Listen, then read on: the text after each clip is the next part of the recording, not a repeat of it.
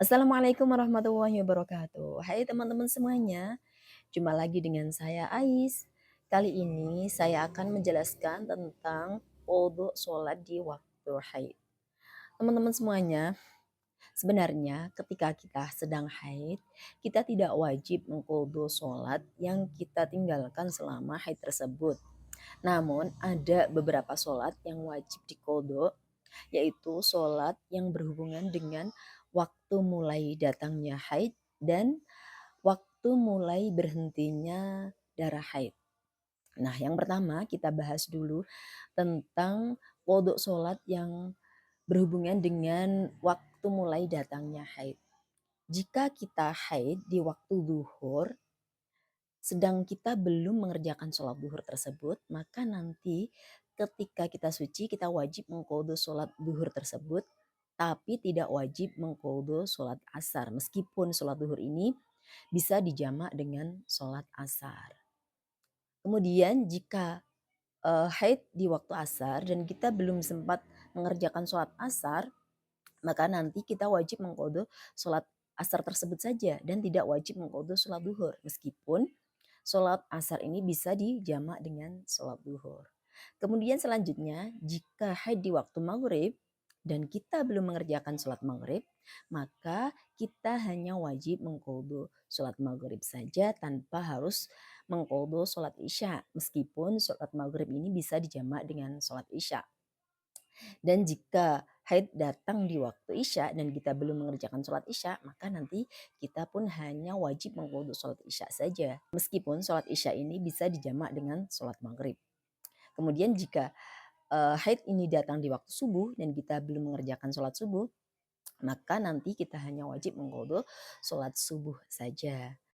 Jadi intinya sholat yang wajib diqadha yang berhubungan dengan mulai datangnya darah haid ini tidak menjalar ke sholat yang sebelum atau sesudahnya sholat tersebut. Misal datangnya di waktu duhurnya hanya sholat duhur itu saja yang wajib diqadha, atau misalnya datangnya di waktu asar ya sholat asar itu saja yang wajib diqadha, tidak menjalar ke sholat yang sebelum atau sesudahnya. Meskipun sholat tersebut bisa dijamak dengan yang sholat yang lain. Lalu gimana kalau sudah mengerjakan sholat? Jika kita sudah mengerjakan sholat di waktu tersebut, maka kita tidak mempunyai qadha sholat sama sekali. Begitu ya teman-teman, mudah-mudahan memahamkan. Selanjutnya kita akan membahas qadha sholat yang berhubungan dengan mulai berhentinya darah haid. Yang pertama, jika darah haid berhenti di waktu zuhur, maka nanti kita wajib sholat duhur dengan adha dan tidak wajib mengqadha sholat subuh. Karena sholat duhur ini tidak bisa dijamak dengan sholat subuh. Kemudian jika darah haid berhenti di waktu asar, maka kita wajib sholat asar dengan adha dan mengqadha sholat duhur. Karena sholat asar bisa dijamak dengan sholat duhur. Jika darah haid berhenti di waktu maghrib bagaimana? Maka kita wajib sholat maghrib dengan adha dan tidak wajib mengqadha sholat asar karena sholat maghrib tidak bisa dijamak dengan sholat asar. Dan jika darah haid berhenti di waktu isya, maka kita wajib sholat isya dengan adha dan wajib mengqadha sholat maghrib karena sholat maghrib bisa dijamak dengan sholat isya. Dan jika darah haid berhenti di waktu subuh, maka kita hanya wajib sholat subuh dengan adha dan tidak wajib mengqadha sholat isya karena sholat subuh tidak bisa dijamak dengan sholat isya. Lalu bagaimana jika darah haid ini berhenti di akhir waktu sholat? Jika darah haid ini berhenti di akhir waktu sholat, yang waktu ini tidak cukup untuk melaksanakan mandi dan sholat, maka kita tetap wajib mengqadha sholat di waktu tersebut.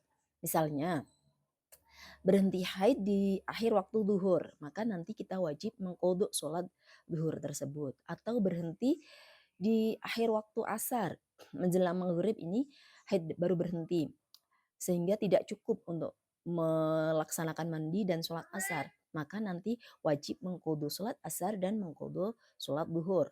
Karena sholat asar bisa dijamak dengan sholat duhur. Jika berhenti di akhir waktu maghrib, kita wajib mengqadha sholat maghrib saja karena maghrib tidak bisa dijamak dengan waktu asar. berhenti di akhir waktu Isya, maka kita wajib mengqadha sholat Isya dan wajib mengqadha sholat maghrib. Karena sholat Isya bisa dijamak dengan sholat maghrib.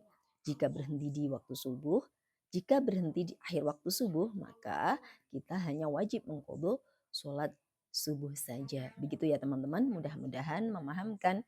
Jangan lupa kalian yang belum subscribe channel ini ya. Semoga bermanfaat. Wassalamualaikum warahmatullahi wabarakatuh.